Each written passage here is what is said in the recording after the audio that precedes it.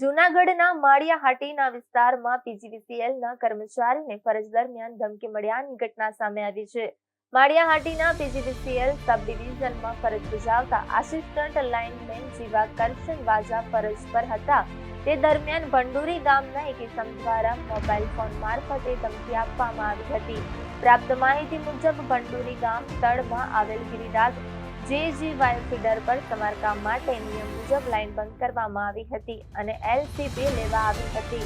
Line બંધ હોવા દરમિયાન કોન્ટ્રાક્ટર દ્વારા કામગીરી ચાલી રહી હતી. તે સમયે મોબાઈલ પરથી કરશન વાજાને ફોન આવ્યો હતો, જેમાં સામેવાળા ઇસમ દ્વારા પીજીવીસીએલના કર્મચારીઓ સામે ગાળાગાળી કરવામાં આવી હતી.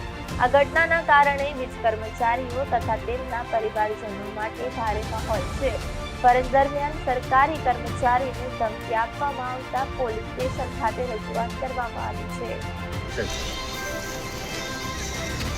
મારું નામ પ્રવીણભાઈ દુલેરા, કાર્યપાલક ઇજનેર પીજીવીસીએલ કેશોદ.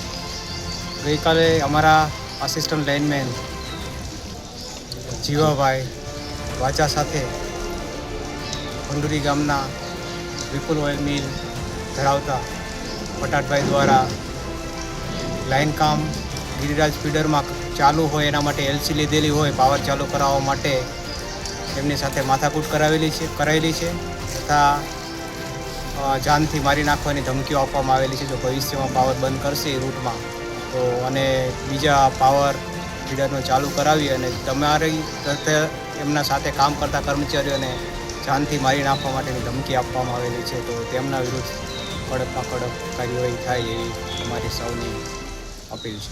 સર, આપણે પોલીસ ફરિયાદ કરેલી છે, દાખલ કરેલી છે સર? ગઈકાલે પોલીસ ફરિયાદ અનુસંધાન કરવામાં આવેલી છે.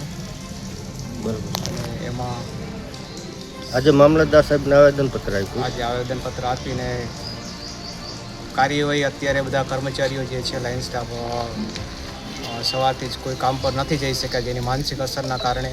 તો એના અમારી સલામતી સુનિશ્ચિત થાય એ માટેના પગલાં લેવા માટે યોગ્ય કરવા માટે અમારી અપીલ છે. એટલે આજે બધા જીએબીના ટોટલી કામ બનશે કે સર ખાલી આ લાઇનના જ કામ બનશે?